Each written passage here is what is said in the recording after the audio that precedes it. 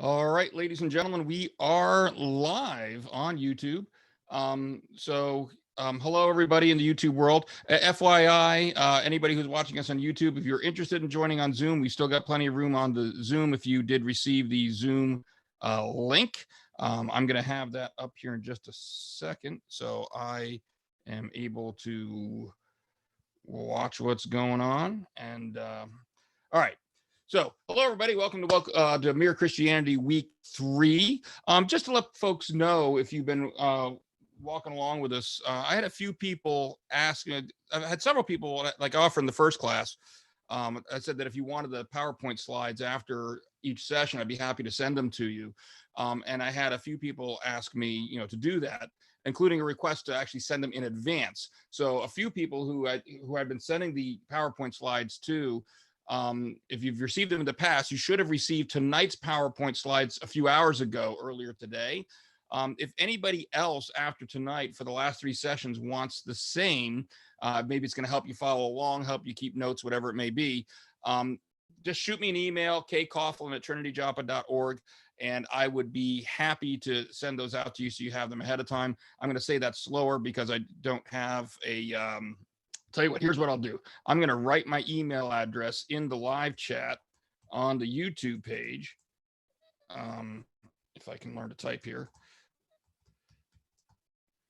There you go. So that if anybody wants to email me, you have my email address, and you can just let me know if you want me to send you the slides ahead of time. I'd be happy to add you to that list and send them to you ahead of time so you can follow along. So anyway, thank you very much for joining us. We are now 3 weeks in. Let me get things started here by opening up the PowerPoint. It's going to take a second. What I have found with Zoom is while it lets you share your screen, it doesn't seem to like to let you share a PowerPoint screen if PowerPoint is already open at the time you open Zoom. And so I actually have to quit PowerPoint and then reopen it in order to get Zoom to let me share my screen. I don't know why, but it is now open. So let's see, there it is. All right, we'll share that and we will get things going there. All right, everybody should now be seeing the screen for Mere Christianity Book 3. Just by way of reminder, what we've done the last 2 weeks is we covered one book at a time. The Mere Christianity book as a whole is actually subdivided into 4 smaller books. The first 2 are both relatively short, whereas the last 2 are longer. This one is about 12 chapters long. It's about twice the length. So what we're doing is we're dividing these last 2 books into 2 classes each. So tonight we're going to try to get through books 1 through 6 of book 3, or chapters 1 through 6 of book 3. And then next week we'll get through chapters 7 through 12 of book 3. That's the plan. If we don't get through everything tonight, because I know it is 6 chapters, we will just pick it up next week. But if we also, like I said, if you want me to send you a copy of the PowerPoint slides, shoot me an email. You can have those as well. So just so you know what Lewis is going to do, just kind of rehashing where we're at. All right. We talked about over the past 2 classes how there is this Patty D. Pietro says hi, everyone. So if people aren't watching the live chat, hi, Patty. Everybody should say hi to her. Should say hi back. And a lot of other people too. Lisa Brown, hello, everybody. So anyway, what we talked about over the past 2 weeks is there is this objective morality. In other words, there is this law of nature is what C.S. Lewis called it, of right and wrong that we seem to all be aware of. And the other thing we're all aware of is that we've all broken it. So after laying that general framework or groundwork, what Lewis is going to do in this next book, in book 3, is he's going to start trying to explore that law of nature, that law of right and wrong, in more detail and get a better understanding of it. All right. So what we're going to do today, and I'm going to start things out with the opening question, is to ask people what or how would you define morality? When we think of morality, what does that word mean to you? And I know we don't have a lot of folks in the Zoom meeting, so we might have some dead time here. That's okay. We can wait a few seconds. I'll just vamp here. This is called me vamping. What I'd like you guys on YouTube to do while I'm vamping is to type in the live chat your answer to that question. How do you define morality, that term? What does it mean? I'm going to take a drink. And if our Zoom person wants to chime in as well, feel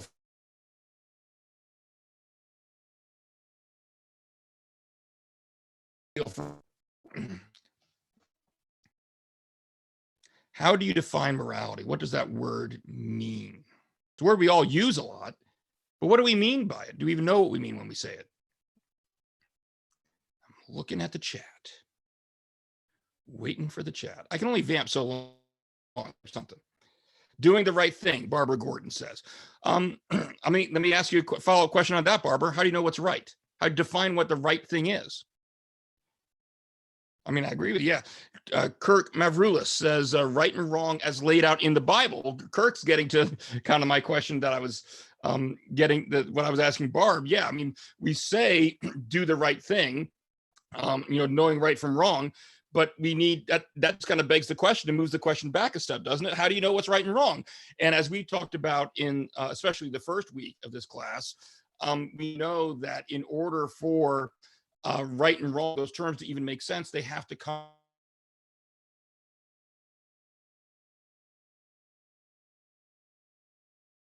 to tell us about himself and tell us these things. He did in the Bible. Greg Durward says following God's law. Exactly. So these are all good terms. Now, what I'm going to challenge you to do, Barbara Gordon says, being a believer, it's what the Bible tells us. Isn't that it's where this whole progression leads us, right? When we start in from the general sense of, learning that this right and wrong exists, and then getting to the point where, okay, in order for that to make sense, it has to be grounded in God. It kind of leads us to the Bible.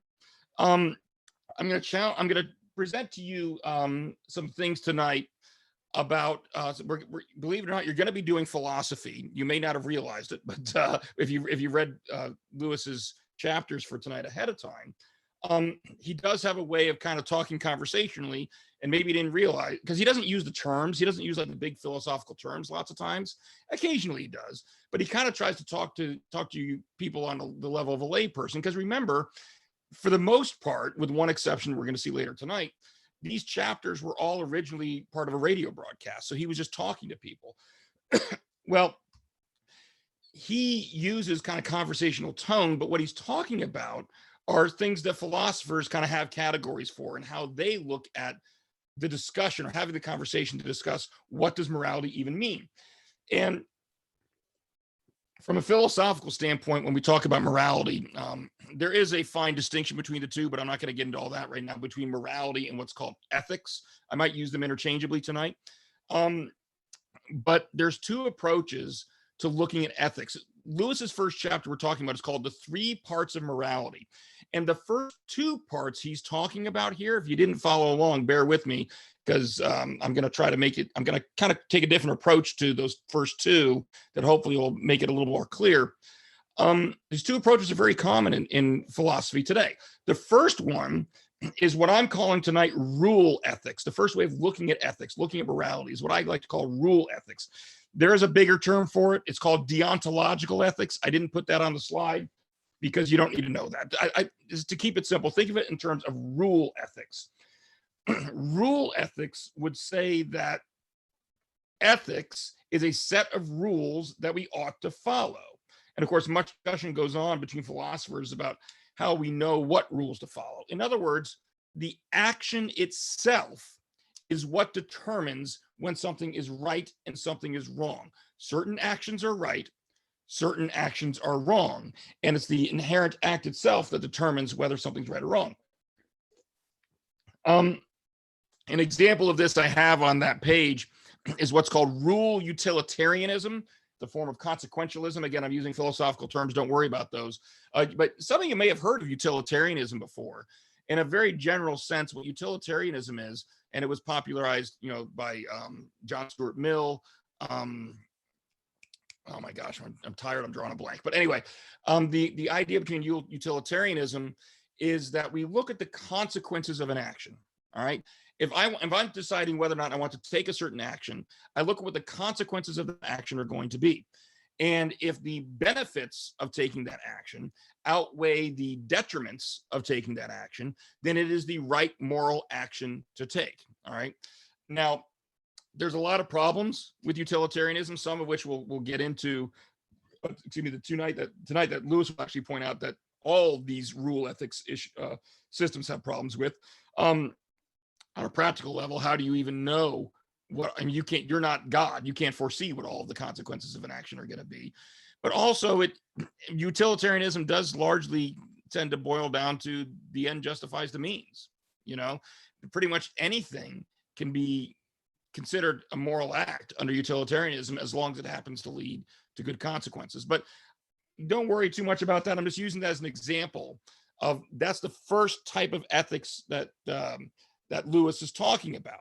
And it's what we call rule ethics. It's when the act itself, or we have these rules, and these rules, if you follow the rule, you're doing the ethically right thing. If you don't follow the rule, then you're doing the ethically wrong thing. All right. Now, the other way of looking at ethics is what's called virtue ethics. All right. Virtue ethics says that the core of ethics is not mere obedience to certain rules, but developing a certain character. In other words, developing virtuous habits. A good person is someone who does not merely do the right thing, but they do the right thing with the right motive and with the right intention. And how do we develop these habits? According to virtue ethicists, they say we develop these habits, we develop these virtues by practice, by doing things, acting in a virtuous way, even if maybe we don't quite feel it yet. We act in a virtuous way over and over and over again until it becomes habit, until it becomes second nature. So the next question I'm going to ask folks is thinking about these two ways you could think of ethics. And Lewis is going to go on to a third. We'll get to his third in a minute. But these are the first two he's talking about. He's talking about rule ethics, what I've called rule ethics, and virtue ethics. What is your opinion? All right.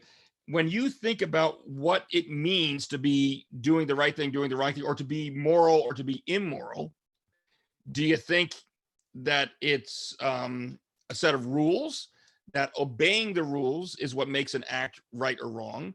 Do you think that right or wrong really is more a matter of character? It's more a matter of your motivations and your reasons for doing it? Or do you think it's a combination of both? What do you think? Throwing it out there. And now comes the part where I vamp for a little bit. This isn't a bad thing because I think it's a combination of both, Ken. What do you think? Why do you think it's a combination of both? Because in the rule of ethics, you learn kind of the right, like I would say, go by the 10 commandments. And then your virtue is, if you know those, you're going to be virtuous because you're going to follow those commandments. So it's a combination of both, I think. It's a combination of both. And can you see where, and we'll see what people on YouTube here chime in with here, hopefully momentarily.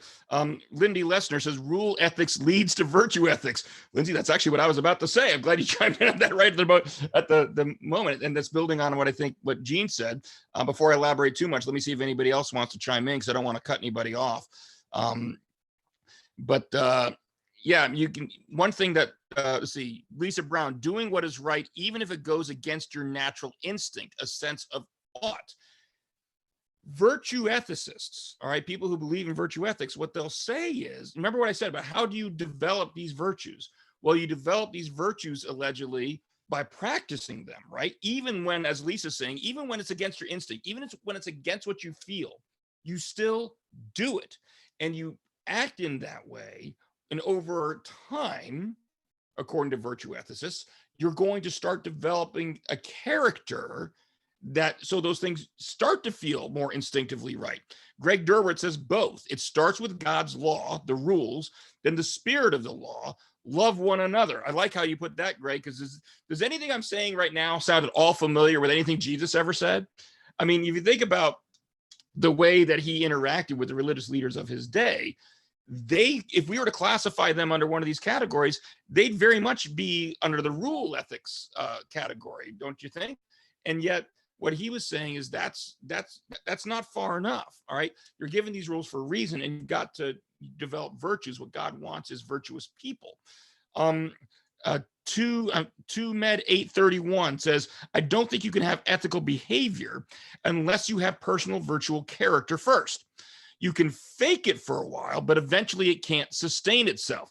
And that, I think, gets to a very interesting point, which you will probably elaborate more on later on. And and some things that I think were, as much as, I mean, I kind of personally fall more into the virtue ethicist category. I guess you'd call me a Christian virtue ethicist, because I kind of have to, I tend to agree with what you've said here. You can fake it for a while, but eventually it can't sustain itself. You know how it can sustain itself? With the help of the Holy Spirit. And so that's kind of where I come from, is what getting back to like what Gene was saying with the 10 Commandments and everything. God gives us these rules, and initially when we're following the rules and that's all we're doing and that's our motivation, well, we're not developing, we're not virtuous. We don't have a virtuous character. We're doing it just out of strict obedience to the rule, right?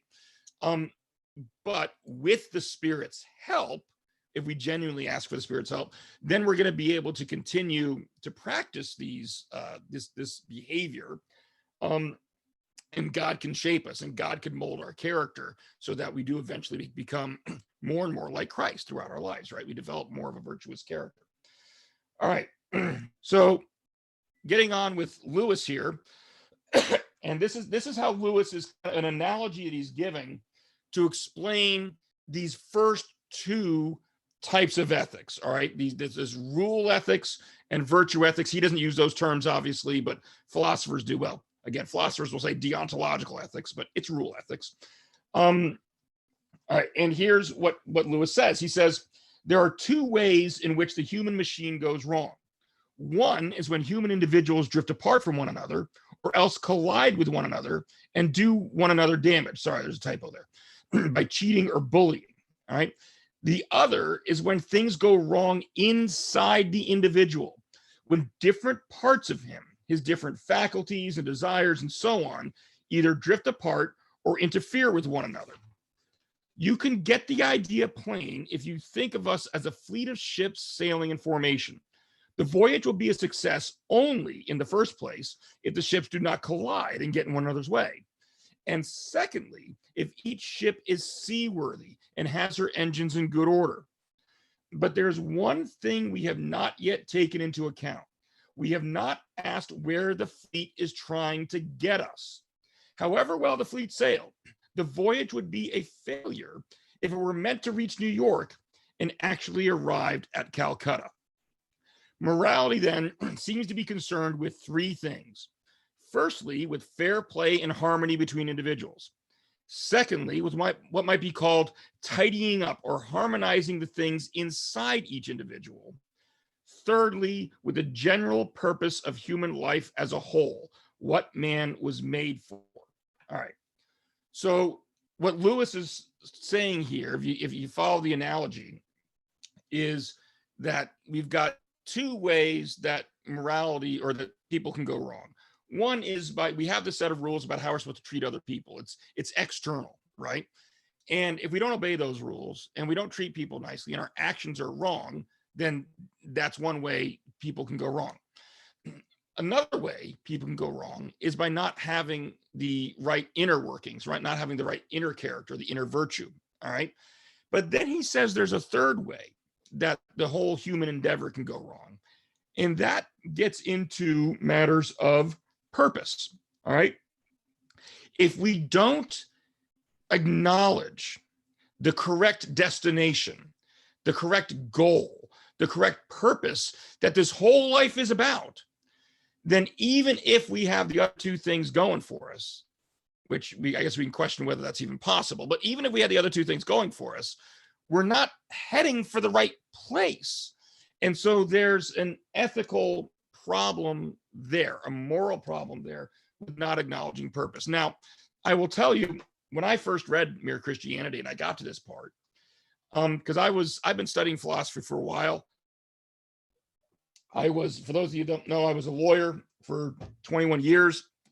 And prior to being a lawyer, I was a criminal justice major in undergraduate.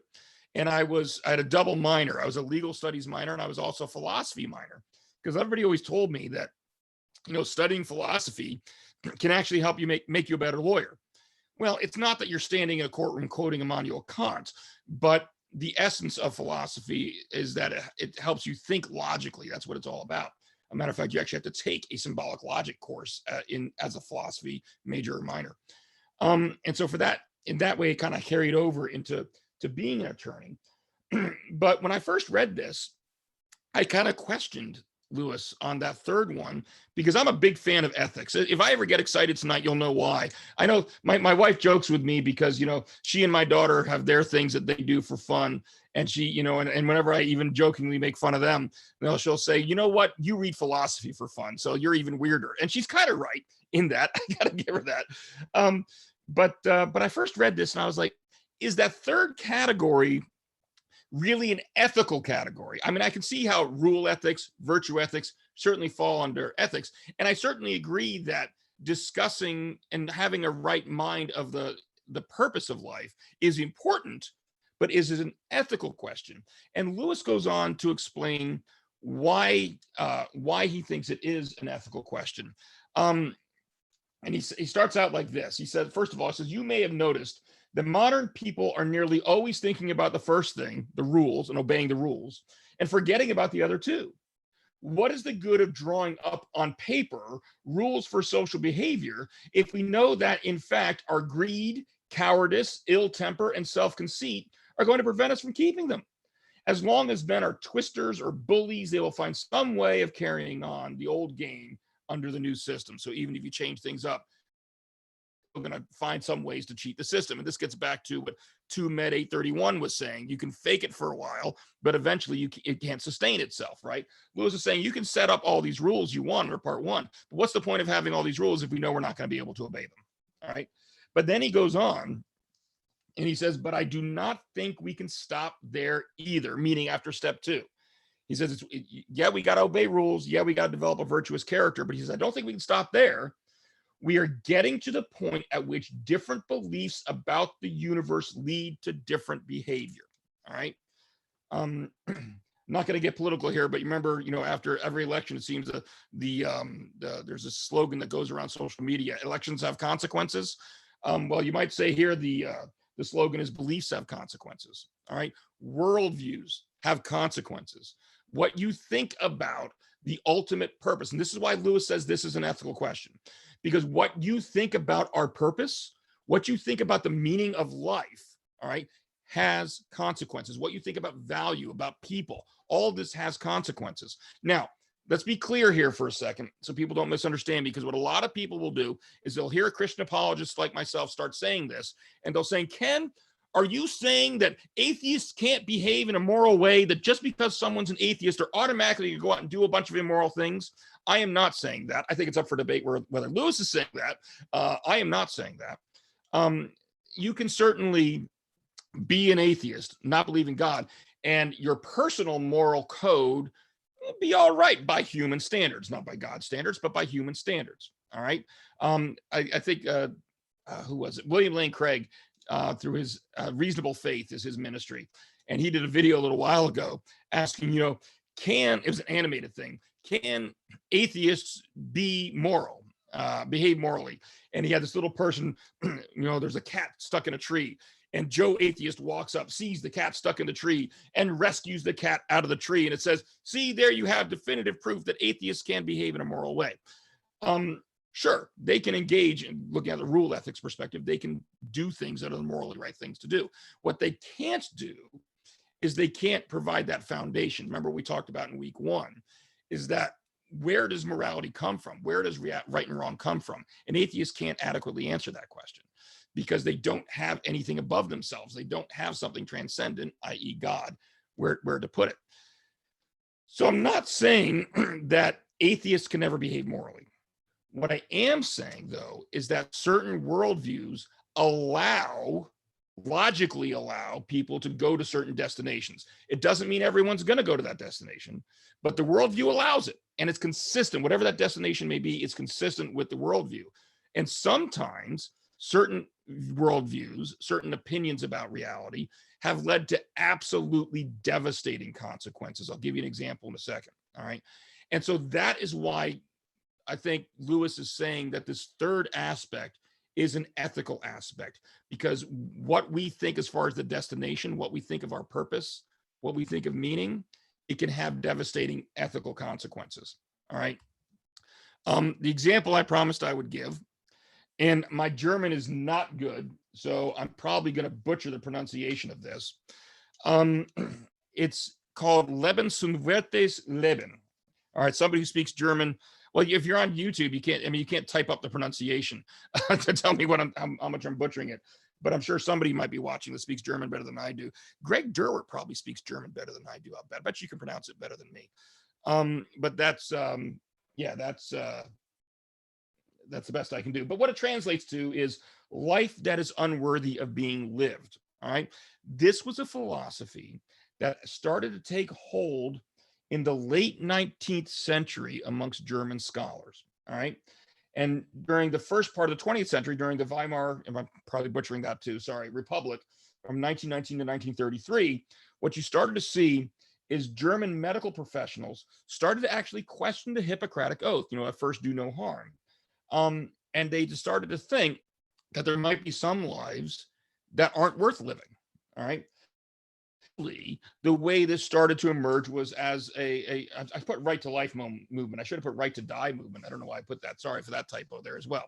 It first started to emerge as a right to die movement.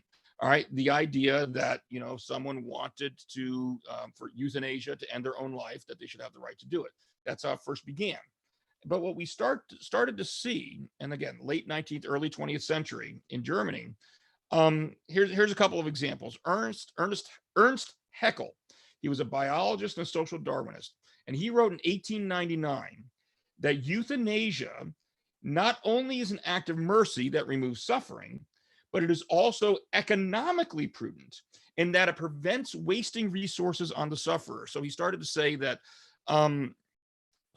that the one reason we could justify euthanasia was economic, that because otherwise we have to spend more money on people. Greg Derwert says Simon Sinek, I'm probably pronouncing that wrong too, says start with why, which is our purpose. Danke. Yeah. Yeah, start with why. That's a good viewpoint. Why are we here? That's going to help get you asking the right questions as far as what our purpose is going to be. And understand that if you do hold to an atheistic worldview, the answer to the question why is there is no why. There is no reason why we're all here. It's all pointless. We're all just blind, random assemblies of molecules. Time plus matter plus chance is the only reason we're even here. There is no ultimate purpose on an atheistic view, which is, again, that's part of what Lewis is getting at here, why he thinks this is an ethical dimension. And I know we're spending a lot of time in this first chapter. We'll move quicker to the other ones, but this one is kind of laying the foundation. Lewis is doing here is he's first laying the foundation for how to think about ethics. And then once he gets through that in the first two chapters, then he's going to start exploring some particular ethical issues. But you've got to have the foundation firm before you can start analyzing the particular issues. All right. Another example, 1895, Adolf Jost published a book that was called The Right to Die. And he argued in there that the state, the government, has the right to kill because it owns all its citizens. And also argued that the duty to provide compassionate relief from suffering, that the state had that duty, and the state also had the duty to guarantee the overall biological health of the population. Understand what that means. He's talking about the population as a whole. So if certain people have certain infirmities or are bringing down the overall health of the population as a whole, then the government has the duty to exterminate them, is what he was arguing. These are the views that are starting to circulate. All right. On 1920, Carl Binding, who was a law professor, and Alfred Hoche, I'm probably mispronouncing all these things, I apologize, a psychiatrist, published a book called The Release of the Destruction of Unworthy Life, Its Substance and Form. And they argued in there, not just that physicians could assist in suicide and euthanasia, all right, but they had a moral obligation to do it, whether they wanted to personally or not. They had a moral obligation to do it because some lives were just not worth living.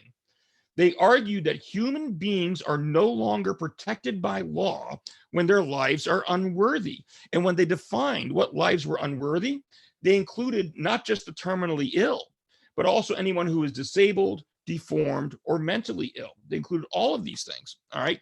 Lisa Brown says this happened in the US in the 30s with the sterilization of those deemed not worth reproducing. Same thing, all right?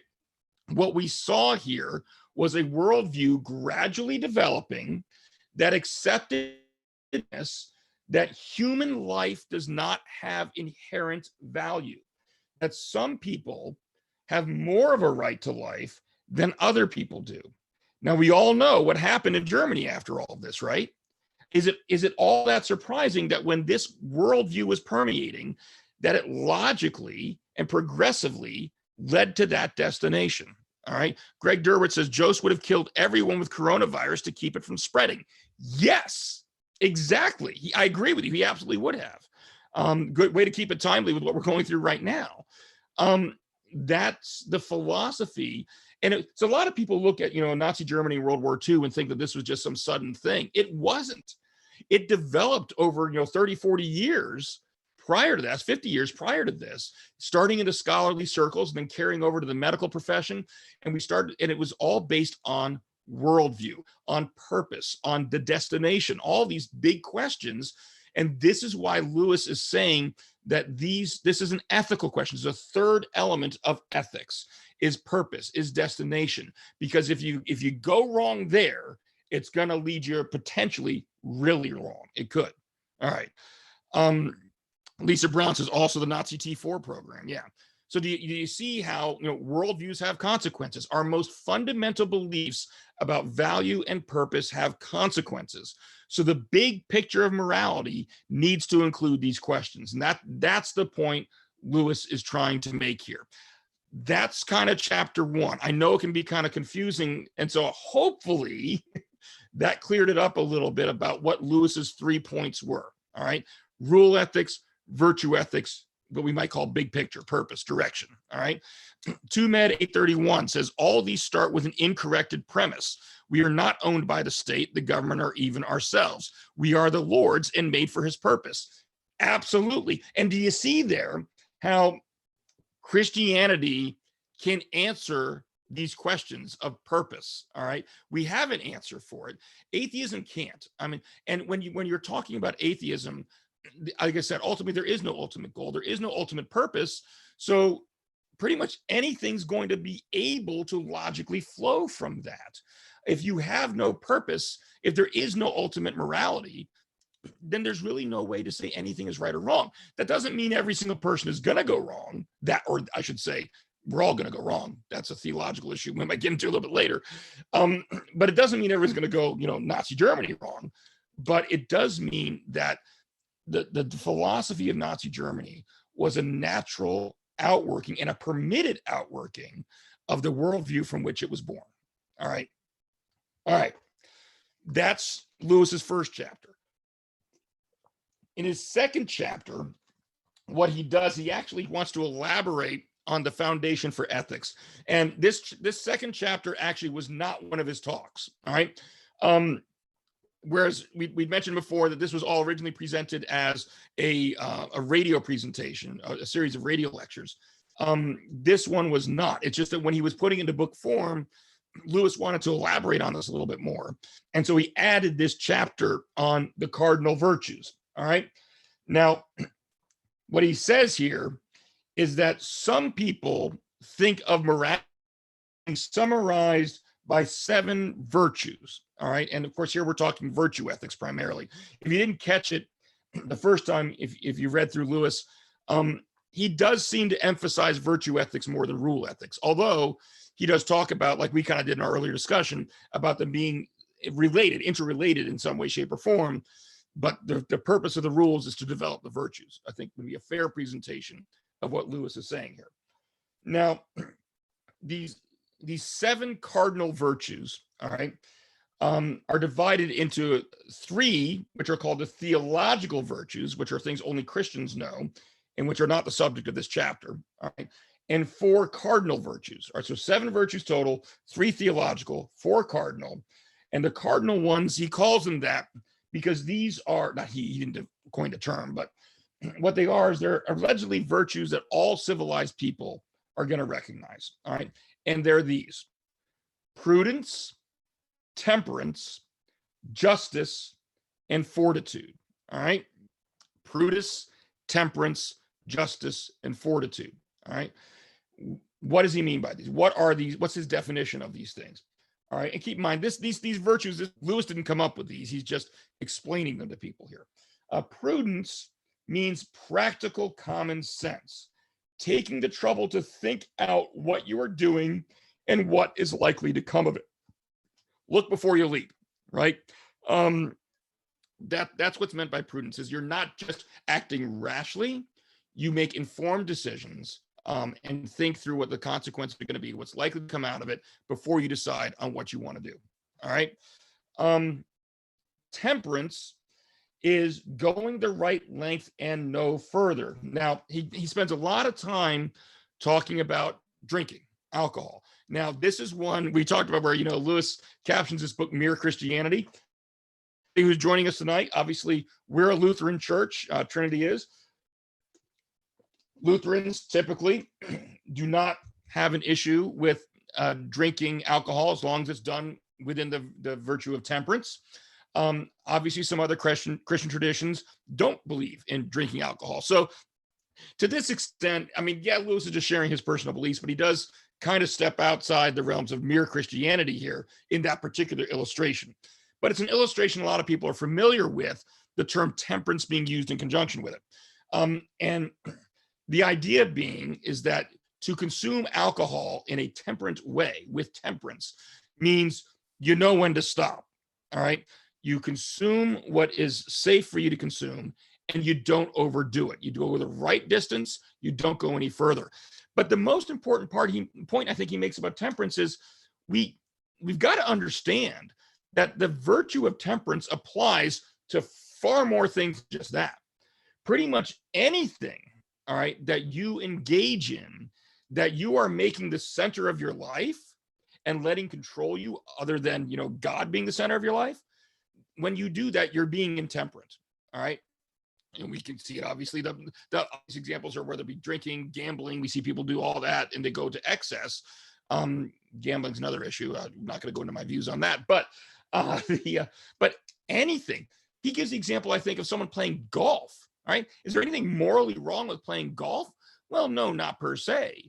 But if you're going out every single day to the point where you're neglecting your family and you're neglecting your work and you're neglecting your obligations to in life and you're neglecting, God, then yeah, there's a problem with playing golf. All right. So that's what the definition of temperance is: going the right amount and no further. The third one he mentions is justice. All right.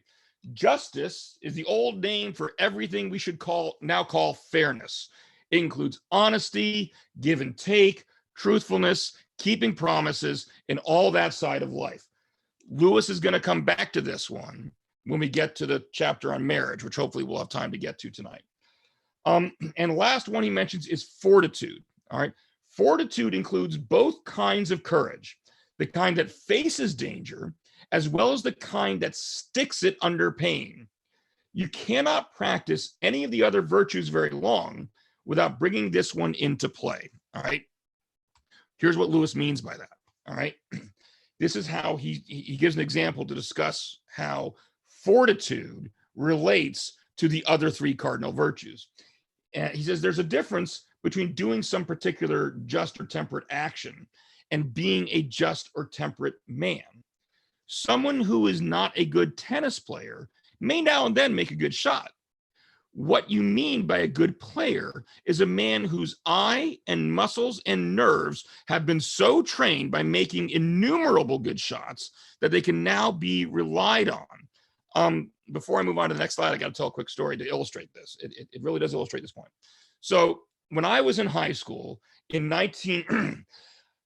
when we were seniors in my gym class, we had a tennis tournament throughout the entire gym class.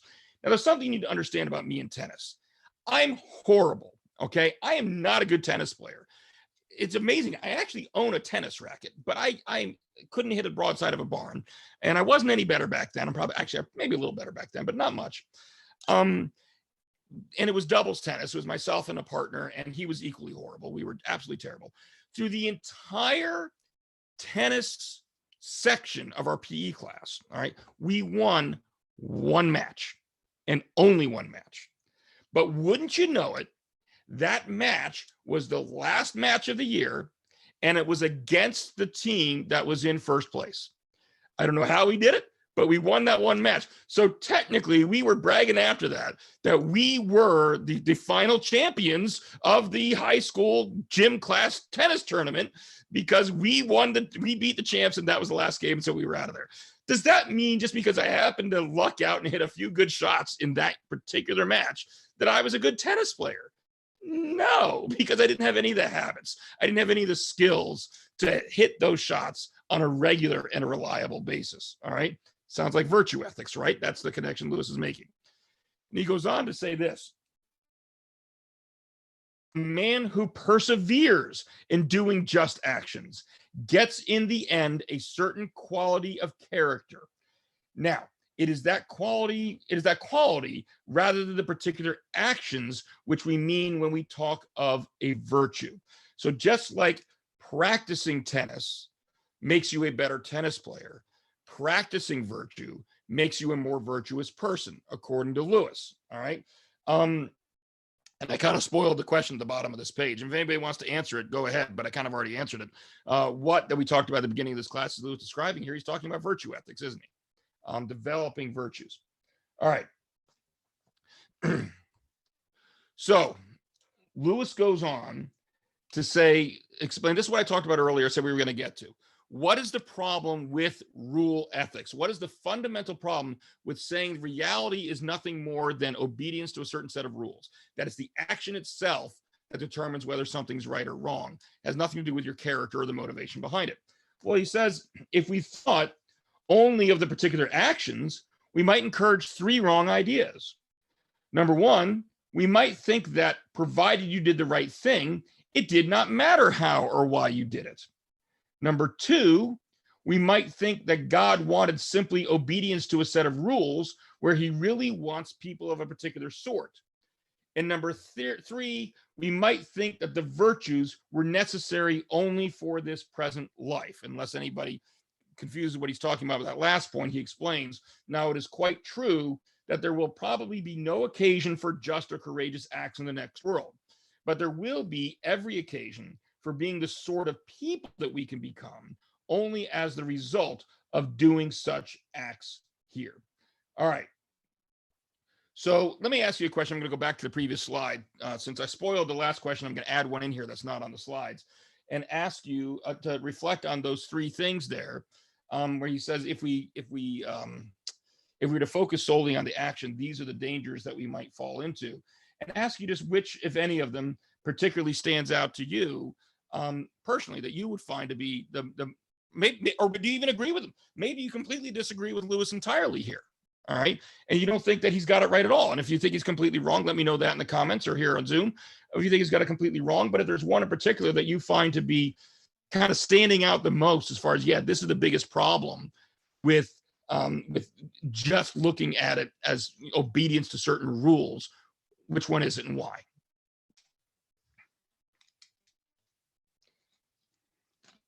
Here's where I take another drink. For anyone wondering, this is Propel water. Okay, I know we just had this conversation about consumption of alcohol, not doing it tonight.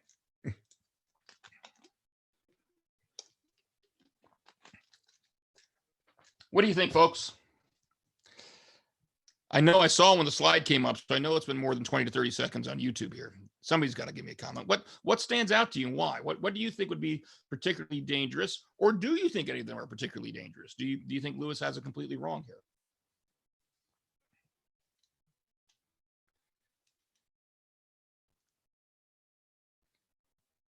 Going once, going twice.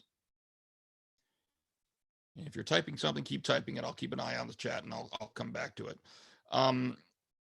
But I want to introduce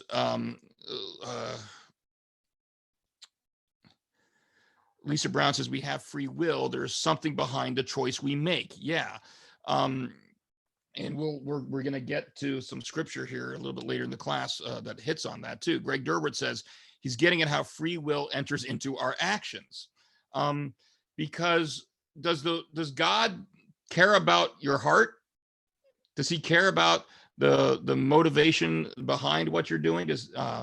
I would say the answer is yes. Thomas Scott says, number two, if I keep the rules, I am a good person. Yeah, and Thomas, doesn't that stand out to reflect very much on what Jesus' attitude was like in the New Testament, where he was, kind of speaking out against that exact attitude, that what's making you good, what pleases God, is not just strict obedience to a set of rules. You're putting a huge burden yoke on people. That's not necessary. Lindsay Lessner says God does not want robots. Yeah. As a matter of fact, if anybody's interested in that, I think I mentioned on this show before that another program that I host here on the YouTube channel every Friday at noon is Pocket-Sized Apologetics, which is it's one, we usually just talk about one small snippet at a time so as not to be overwhelming, but we do go pretty deep, even deeper than I'm doing in this class. And this Friday at 12 noon, and again, you can watch it afterwards, but if you want to watch live, it's at 12 noon. We're going to be talking about that. We're going to be talking about free will, what's called the free will theodicy. And it's particularly how it speaks to the problem of evil, why God would allow so much evil in the world. So if you're interested, Friday at noon, same YouTube channel, tune in. We'll be talking about that. But what Lewis is also getting at here in this slide I showed you here, where it says, talking about how, we're not going to necessarily need to be just or courageous or whatever in the next life, but there will be occasion to be the kind of person that you can only become by practicing those virtues in this life. This is another one, another answer to the problem of evil, that's called the soul-making theodicy, that we'll be talking about in 2 weeks on that program I just mentioned. And the idea being that God wants to develop us into certain types of people. And sometimes the way we develop a character is through strife, through hardship. And so he might allow strife and hardship to enter into our lives in order to make us into the type of person that he wants us to be. So I'm not going to go into that in gory detail here. Again, if you're interested in that kind of thing, not this Friday, but 2 Fridays from now at 12 noon, we'll be talking about that. All right. The next chapter, social morality. All right. In this chapter, Lewis is asking what a truly Christian society would look like. All right. Most of us, if we're Christian, a lot of us anyway, we assume that we would love everything about a society that's based completely upon true Christian principles. But Lewis is challenging us here by asking, but would we really? Have we really thought through what a totally Christian society, or a society based totally on Christian principles, would look like? And is that really something that we would be completely comfortable with?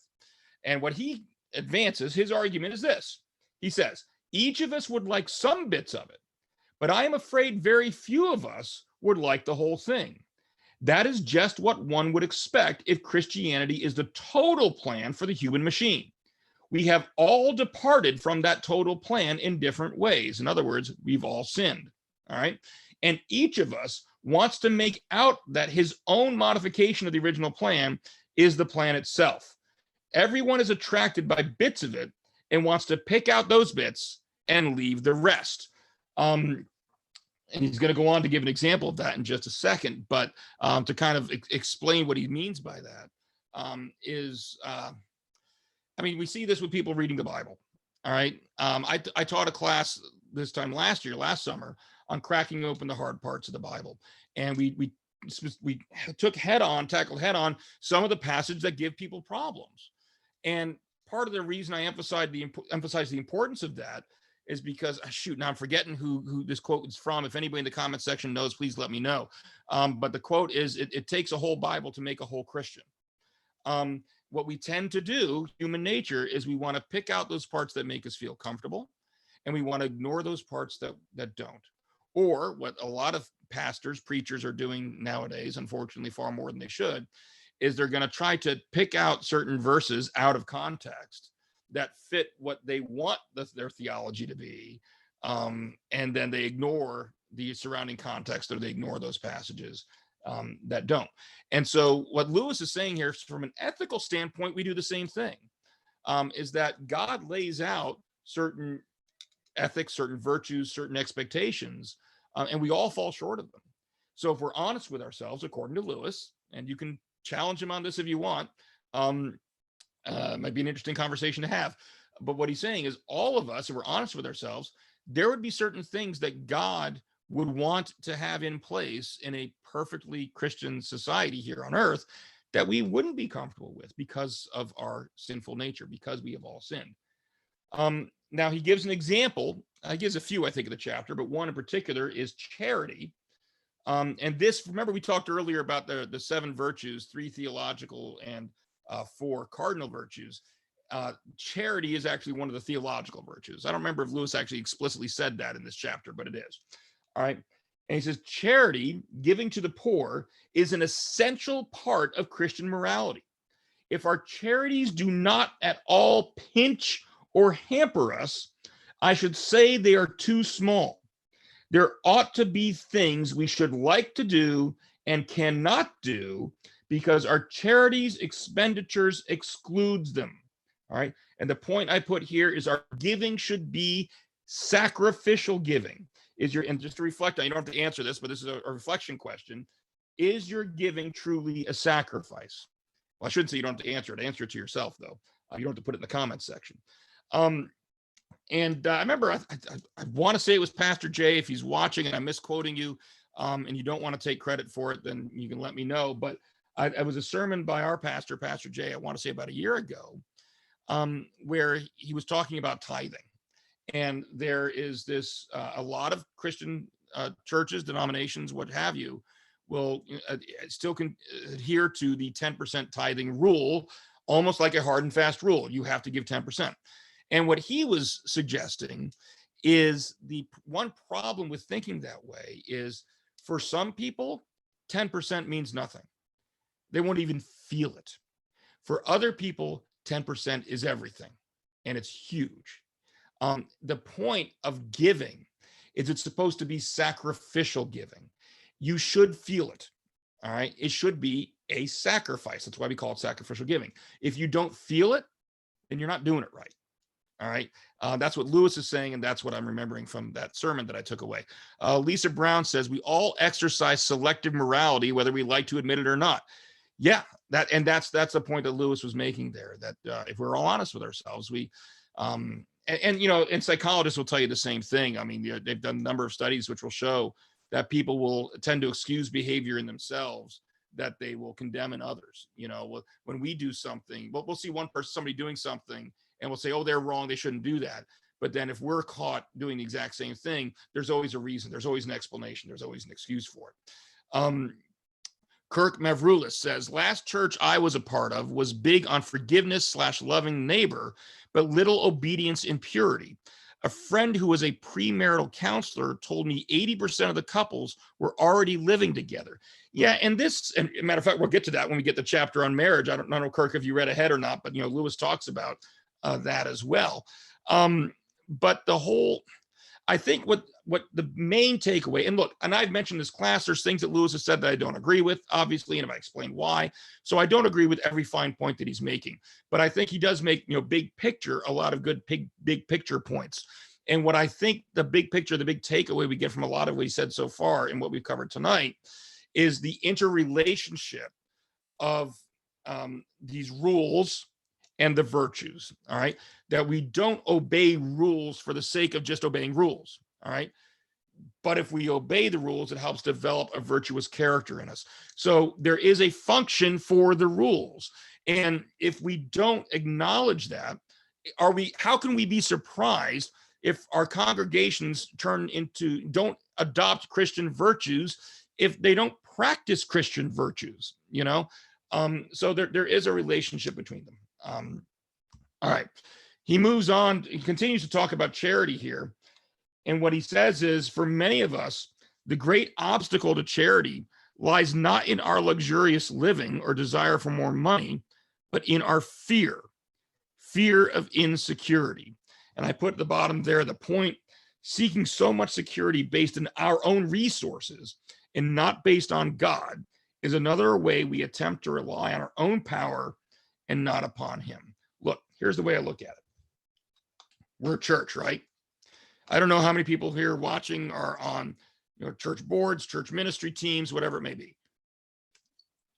If you are running your church or you are running your church ministry in the same way that a secular businessman would be running, or businesswoman would be running their business, you're doing it wrong. All right, you're doing it wrong. Because the question rises, where's God? Where are you allowing God into the equation? And I see this all the time where, people get concerned about one thing or another. What Lewis is specifically talking about here is charity, but we could insert, ministry and very different ministry goals and things like that. Now, I'm not arguing against good stewardship. Yes, God has entrusted money, property, things with us in this creation that we do need to be good stewards of. But being good stewards also means trusting God. And when God is laying something out quite plainly before you, which I think he does quite a bit, all right, then even if if you were just looking at this as a secular business, you might be worried about it, all right? You've got to think, but if God's clearly saying this is the way to go, then I've got to allow an element of my ministry here of trusting God, and so if you look at your ministry, if you look at your church and all your financial decisions, all your decisions about how worship is run, everything, if you couldn't tell the difference between that and a secular business boardroom meeting, then you're doing it wrong. Okay. That's what Lewis is, I think, saying here. And I agree with him on that one.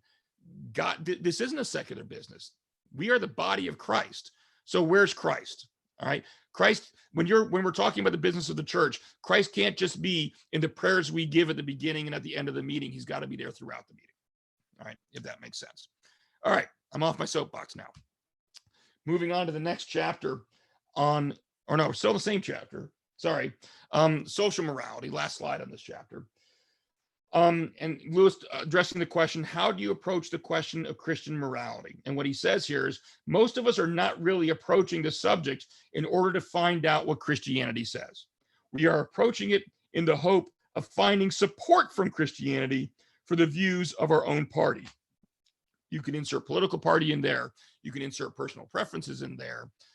What he's saying is what we've already talked about before, and that what Lisa Brown here said earlier, we all exercise selective morality, whether we like to admit it or not. And this is, but there is a political lesson here, and I'm not going to get into politics of one party or another. All I'm going to say, again, a food for thought, is what is it that is primarily driving our opinions on what our culture calls political issues? Is it the platform of a particular party, or is it God's word? All right. We need to have the right starting point and play it out from there so that our ultimate allegiance is always to God, not to man. All right. And if, it may be that, you work that out and it more lines up with one particular party than another. I'm not saying one way or another right now. All I'm saying is, where's your focus got to be? Your focus has to always be on God and God's word. All right. Moving on to Lewis's chapter on morality and psychoanalysis. Now, what I'm going to do at the beginning is I'm just going to read a few quotes from this chapter that kind of summarize what Lewis's argument in the chapter is. All right. And then I'm going to tell you about some of the critiques of the chapter and some of the problems with it. But let's first understand what his argument is. And he says this: when a man makes a moral choice, two things are involved. One is the act of choosing. The other is the various feelings, impulses, and so on which his psychological outfit presents him with, and which are the raw materials of his choice. Now, this raw material may be of two kinds. Either it may be what we would call normal. It may consist of the sort of feelings that are common to all men, or else it may consist, I forgot to change the slide, sorry. Or else it may consist of the sort of feelings that are common to all men. Or also may consist of quite unnatural feelings due to things that have gone wrong in his subconscious. Now, what psychoanalysis undertakes to do is to remove the abnormal feelings, that is, to give the man better raw material for his acts of choice. Morality is concerned with the acts of choice themselves. All right. So Lewis is basically saying, look, we all have certain baggage, certain raw material that we're dealing with. And he talks about it specifically from a Freudian framework, a Sigmund Freud kind of psychoanalysis framework of the subconscious and all that. And he says we have this baggage that we're dealing with. That's not what morality is concerned with. We all acknowledge that we have different baggage coming in. What morality is primarily concerned with is what we do from that point on, that we still have choices to make within that baggage that we have. And that's where morality kicks in, is what choices do we make within the framework of the baggage that we're dealt with. Now, in regard to his emphasis in this chapter on psychoanalysis, this chapter is pretty dated, all right? And I'm not a psychologist myself. If anybody's out there, you want to disagree with me, that's fine. I will take it with a grain of salt in an ounce of humility.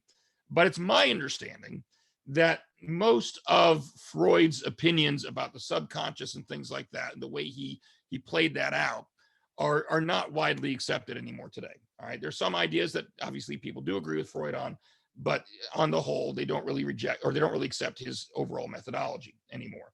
So the framework that Lewis is working with here, while popular at the time he was writing it, doesn't necessarily carry over to today.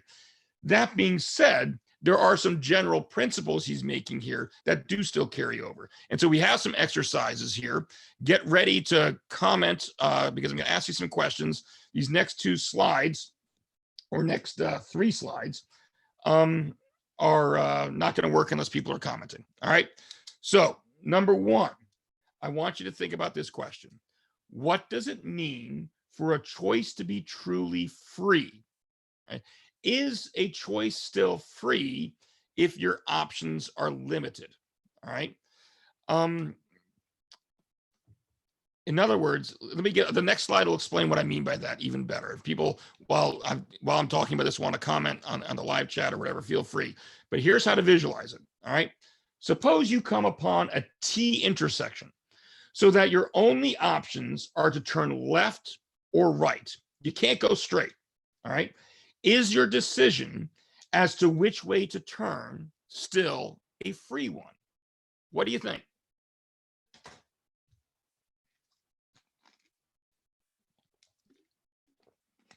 I know this is where we really get into philosophy here, huh? Mine's getting blown. Are you still making a free choice if your options are limited?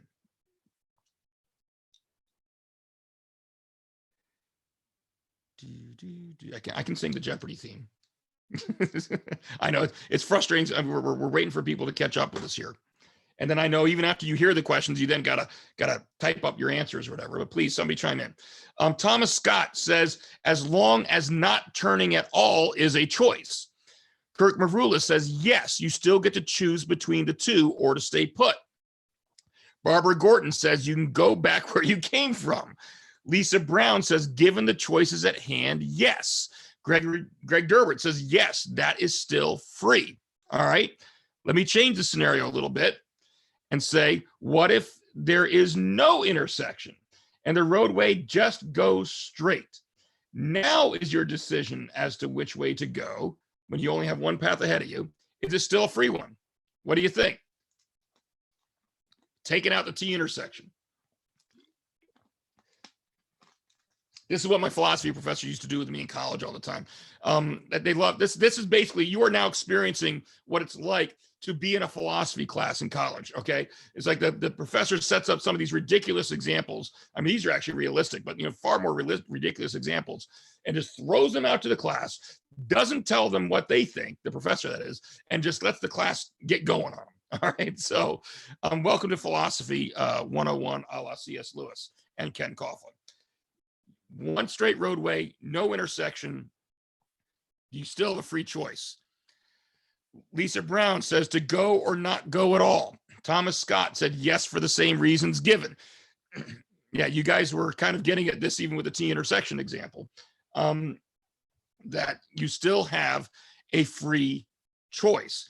Look, the fact of the matter is there is almost no decision that we ever will make in life where we really have the full panoply of, like that word, Greg Durbert. I find it ironic that just timing wise, Greg, as I was uttering the word panoply, that's when your comment, too deep for me, showed up on my screen. Yeah, but anyway, the full range of options, they're never always open to us. Our options are always limited in some way, shape, or form. All right. So freedom does not mean, according to Lewis, all right, that every possible option must be open to us. It just means that even within limited options, we are still free to choose between them. All right. All right. We're getting there. All right. And then Lewis goes on. He says, and taking your life as a whole, with all your innumerable choices, all your life long, you are slowly turning this central thing into a heavenly creature or into a hellish creature, either into a creature that is in harmony with God and with other creatures and with itself, or else into one that is in a state of war and hatred with God and with its fellow creatures and with itself. In other words, the choices you make in life lead to the development of your character, either a virtuous character or a non-virtuous character. Lindsay Lessner says, my mother taught me no decision is a decision. And wouldn't that be in our driving example, Lindsay, wouldn't that be example of just staying there? You know, you're still making a choice, aren't you? Just to stay put. Now in life, maybe that's not always the wisest choice to make, but it's still a choice. You still have the freedom to choose that. All right. Now, here's where I was actually having a conversation with Pastor Jay after last week's class. I won't go into the specifics of it. We're talking about Lewis's theology a little bit. And one of the points I made is that Lewis is sometimes a little bit muddled. And we've talked about this in this class before too, how sometimes, you know, we kind of see what he's trying to get at, but maybe he could have chosen better words depending on what he was actually trying to express.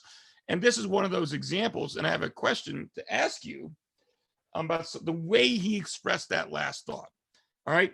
And the question is this: are we able, through our free choices alone, all right, to turn ourselves into a creature that is in harmony with God? That's what Lewis said. All right. Because that's all. Now, it may be that he's thinking of something broader and he's only talking about this one subset of something right now, but he doesn't really make that clear.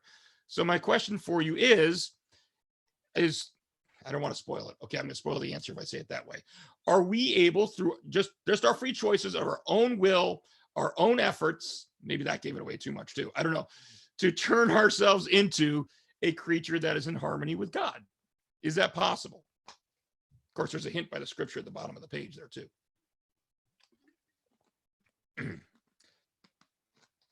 And you can't just say yes or no. You got to say why if you're commenting. And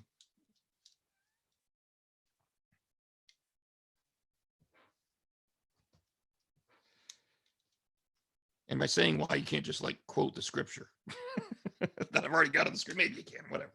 But what do you think? Through our efforts alone, through our decisions alone, are we able to make ourselves into a creature that is in harmony with God? Lisa Brown says, no, we need the Holy Spirit. Yeah, you starting to see what's missing here? Anyone else want to chime in? Thomas Scott, no, like Paul, the things we want to do, we do not. And those we do not want to do, we do. Thank you. Yeah, absolutely. Greg Durward, we can choose to repent and search for God, but it's God's grace that brings it home. Kirk Mavula says, no, that's why we need Jesus and his death on the cross. Patty DiPietro, no, the Holy Spirit has to abide in us. Yeah. And, you know, we look at this passage from Ephesians I have on the page here. For it is by grace you have been saved through faith. And this is not from yourselves. What is not from yourselves? Faith is not from yourselves. It is the gift of God, not by works, so that no one can boast. All right. Understand that the faith we have is itself a gift of God. Now, I think that a lot of what Lewis is hitting at here, it's still very, very important. All right. Especially when we get into what's called sanctification, which I'm not going to go too much into here, but that's, you know, the process of becoming more and more like Christ. I always use the example of, if you look at yourself now and compare yourself to the person you were a year ago, are you more like Christ now than you were a year ago? That's kind of how I always kind of evaluate my life. You want a deeper look at it. Greg, I'm going to give you a shout out here. Greg Durward has done a couple videos for us on the channel, including one just a couple of weeks ago about, you know, planning out your life and goal planning, strategic goal planning, from a Christian perspective. And it's really good. I strongly recommend anybody to go back and look for it. But But that's kind of how I kind of model my life, as I kind of look at myself now versus what I was before. And I try to say and compare myself. Am I becoming more and more like Christ? Because that's the destination I want to be on. But to leave out God's role in that, I think, is a mistake. And I think that Lewis, in his overemphasis on philosophy, and don't get me wrong, I'm not bashing philosophy. You could say I'm a philosopher myself, but philosophy has to be properly viewed through the lens of God, through Christianity, to make sense. All right. And what I think Lewis does sometimes, and what he does here, is he is basically talking to us solely from the perspective of secular philosophy, and how it would look at these things. And it's kind of ironic because we're talking about, he's still talking about coming in harmony with God, but he's talking about doing it through our own efforts. So he's still talking about that virtue ethics thing of practicing something long enough that it becomes second nature to you. And what I would say is, especially when we're dealing with those theological virtues and everything like that, like we talked about earlier, is we can't perfectly practice. Well, we're never gonna be able to perfectly practice, but we're gonna fall short trying to practice those virtues and to develop that virtuous character without God. And we can't leave God. Even if we are a believer, we still pray for the Holy Spirit to come help us out, right? All right. So I do think he leaves that part out. All right. And we talked about this earlier. Lewis goes on to say, one man may be so placed that his anger sheds the blood of thousands, and another place that however angry he gets, he will only be laughed at. But the little mark on the soul may be much the same in both. And this is, again, Lewis explaining why he thinks that there's more to ethics than just the results, than just the rules. The heart matters. And of course, we see that in 1 Samuel 16:7. People look at the outward appearance, but the Lord looks at the heart. And I know the context isn't perfect there. That's talking about the selection of, the next king of it and all that. But and David, and everybody thinks this is what a king should be, but God's going to anoint David, who does not meet the outward expectations. But it does still illustrate to us that God does know our hearts and does look into our hearts. So obviously, from an ethical standpoint, that's going to be important to him. All right. So moving on to the fun chapters. And let's be upfront about it. The next two chapters, the last two chapters we'll talk about tonight over the last 15 minutes here, are probably the most controversial chapters in the whole book, especially by modern cultural standards. All right.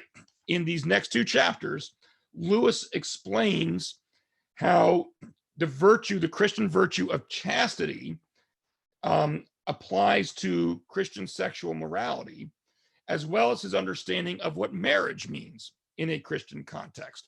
Now, let me take one more drink of water. The first thing he does is, when we're going to be talking about chastity, we need to know what it is not, because there's a misuse of the term that was common in his day and I think still common today. And he says, chastity is not the same as cultural rules of propriety. In other words, what a culture considers to be the appropriate dress or behavior is going to change because cultural norms change. But the Christian principle of chastity does not change. All right, it stays the same. And Lewis defines chastity as this. Again, we're talking about sexual morality here. And he says it's either marriage with complete faithfulness to your partner, or else total abstinence. He doesn't mince words on it. All right. Now, with that definition, he then goes on to acknowledge that this does appear to be contrary to our instincts. All right. The human sexual instinct is not one that always favors either total abstinence or one monogamous partner for life. All right. But what he says is, but if we take a good look at it, we can actually find evidence of the fall here, because we can see that there's clearly something fallen about the human sexual instinct. And he gives an example, a metaphor, which I will read to you here. And then at the end, I'm going to ask you what you think about it. Okay, so be prepared. He says this: you can get a large audience together for a striptease act. That is, to watch a girl undress on the stage. Now, suppose you come to a country where you could fill a theater by simply bringing a covered plate onto the stage and then slowly lifting the cover so as to let everyone see just before the lights went out that it contained a mutton chop or a bit of bacon. Would you not think that in that country something had gone wrong with the appetite for food?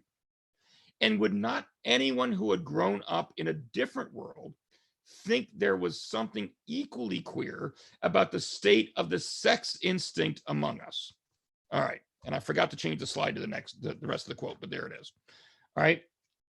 So he's making an analogy between, let's just be honest about it. We still see this today, right? You see there's a whole market out there, whether it be the pornography industry, whether it be these strip clubs that make money off of people, going to engage in these types of activities. Substitute out the sex instinct as being the driving factor there for some other instinct, a la the instinct to eat, all right, hunger, all right? And imagine that you saw people engaging in that same behavior, but in regard to this other instinct. Would you look at that and think, wow, there's something messed up there? Because if so, what Lewis is arguing, that also provides an indication that there's something messed up about the human sexual instinct, i.e., there's something fallen about our nature. All right. Greg Durward, I knew you were going to say that. He said, bacon. Yeah, you know what? I thought about stopping in the middle of the quote to say, you had me at bacon. Anybody that wants to know, if you show me a little bit of bacon and I'm going to come running. I'm a big bacon fiend. But anyway, so I wish he'd stopped at mutton because that kind of compromises my objectivity on this analogy a little bit. I think I'll say this while I'm waiting for more people to answer this question. But what do you think of Lewis's analogy here? I have been known sometimes to have bacon breakfasts. My go-to breakfast on the go for a long time. I've tried to cut back on it because I know it's not healthy. But ever since they started making this microwavable pre-cooked bacon, I mean, you can literally have bacon in a minute. That was like my go-to breakfast. I got to eat in the car, cook up a bunch of bacon, take it in the car, and I'm good to go. All right. Patty DiPietro says, I hear what he is saying, but I don't think they are an equal comparison. Being hungry is different, not an excuse for sexual depravity. Now, Patty, it's not. This is why I asked the question, because you're not alone in that. All right.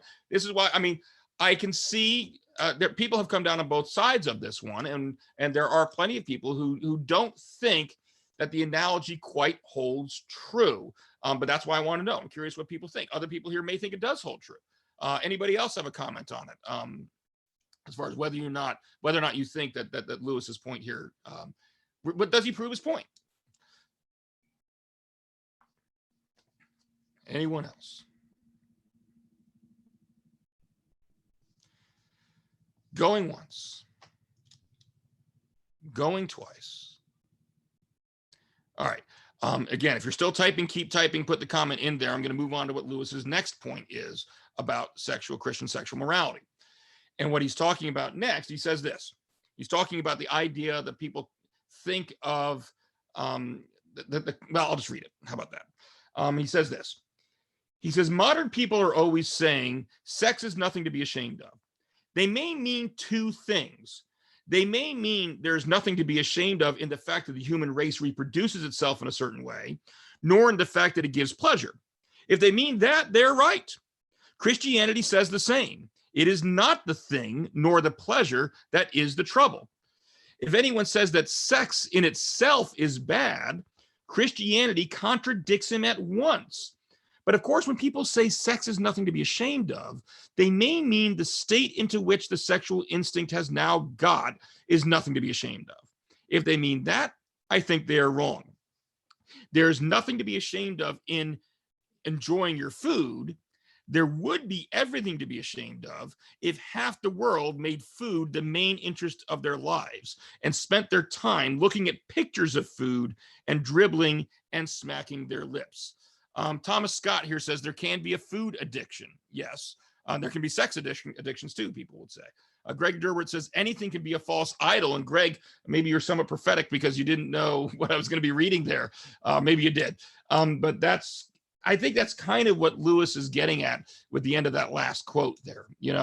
that if we're making anything in our lives and we're spending our time looking at food and dribbling and smacking our lips, then that's when we start to see that there's a problem, when we're elevating into our lives to, I think what you would say here, a false idol. All right, that it can be a problem. And if we look, I think what Lewis is trying to say, whether you agree with this particular analogy or not, all right, I think what he's trying to say is that if you look at the state of the sexual instinct in the world today, we can see that it has been elevated to a false idol, to false idol status. All right. And I'm going to try to move on so we can at least get to the end of this chapter. I don't know if we're going to get to the sixth one tonight, because we only got a few minutes left. But the principle of Christian chastity may not be popular in modern culture, but does Paul leave any doubt? All right, and there's a scripture on your screen right there, 1 Corinthians 7, 1 through 2 and 8 through 9. Write it down, jot it down, look at it later so we can keep moving on. But I think Paul clearly does envision sexual intercourse being something that's occurring within the bonds of marriage between a man and a woman and not outside of it. All right. Because he talks about, if you're not subject to these temptations and you can stay unmarried and you want to do ministry work that way, like Paul himself wasn't married, he says, go for it. That's great. But if you are driven by this sexual instinct, then what's the outcome? What does he recommend to you? He doesn't say, just go ahead and indulge however you want. He says, get married. All right. So that kind of shows us what Paul's thinking was. And Patty DiPietro says, and he wrote this in 1940. Yeah, it shows you some things don't change much, do they? All right. So another thing that he talks about here is he talks about what contributes to our sexual instinct being off.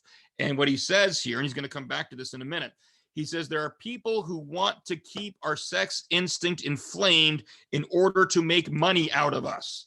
You don't believe him. Again, there's another thing where Patty, I like your comment that he wrote this in 1940, because here's another thing that doesn't change, does it? I mean, you look at advertising today, and we still see that the sex instinct is used to sell things to us quite a bit. All right. Now, why do people think that complete chastity, that achieving complete chastity, according to the Christian virtue, is difficult? He gives three reasons why we believe that. The first reason is because of all the temptation that's around us, right? He says that we're surrounded by, whether it be our warped natures, the devils, or contemporary propaganda, all right? That's telling us that these desires to overly indulge in the sexual instinct are natural, they're healthy, they're reasonable. And so it's almost perverse or abnormal to resist them. I mean, I'll give you a classic example. You see this in entertainment, not just advertising, but entertainment. We've gotten to the point where TV shows will make fun of characters who, I'm not going to mention the show, and I'm trying to remember, because I don't want to mention it wrongly, but I remember one had a plot line about, and how many dates do you go on? What's the appropriate number before you have sex with someone?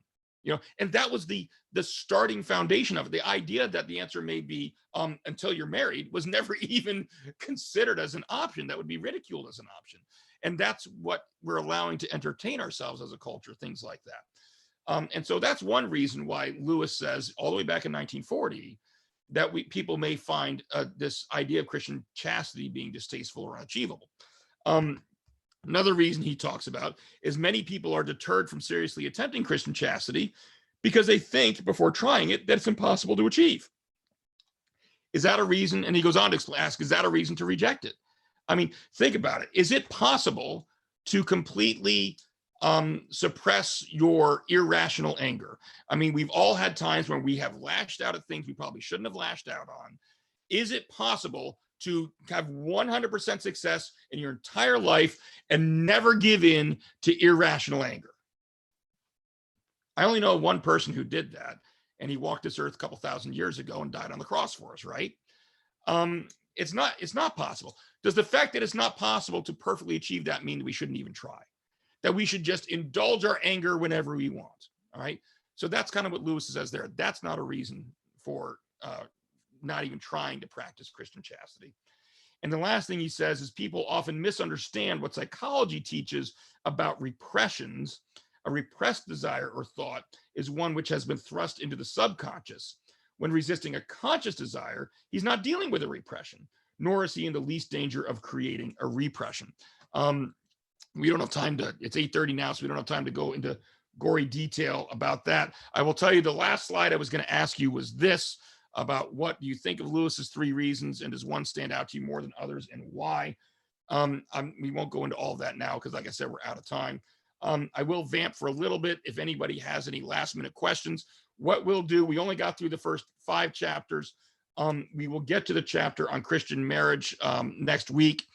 We will start out with that. Again, a quick reminder, if anybody wants a copy of the PowerPoint slides, whether it be from tonight or what I prepare for next week, shoot me an email, kcoughlin@trinityjoppa.org. I put it up earlier in the live chat, and I'd be happy to send that to you. Anyway, but you can see what we've done tonight, kind of wrapping it up, is where Lewis started out by kind of, well, we initially started the book talking about the fact that we know there's this higher morality that transcends us, that's real, this law of nature, this law of right and wrong. Then he started out in the first 2 chapters tonight kind of defining what that was, all right, getting a deeper understanding of what that morality means, which we went into, you know, rule ethics, virtue ethics, and of course what he talked about being purpose or the destination. And now what he's starting to do and what he's going to be doing throughout the rest of this book is looking at specific ethical issues, all right, and playing that out. So I don't see any last minute questions. So with that, I am going to go ahead and sign off. Let me stop sharing my screen here so I can be full screen for a little bit here at the very end. I'm just going to say thank you very much for joining us. I hope you all can join us again next week. We got 3 more. We're halfway through, believe it or not. 3 more weeks. Wednesday nights at 7 o'clock, 7 to 8:30. And again, if anybody of you are interested in going deeper into the free will theodicy we talked about briefly, or the soul-making theodicy, we'll be talking about those for the next 2 Fridays at noon on this channel on Pocket Size Apologetics. All right. Thank you all very much for joining us. See you next week. God bless everybody.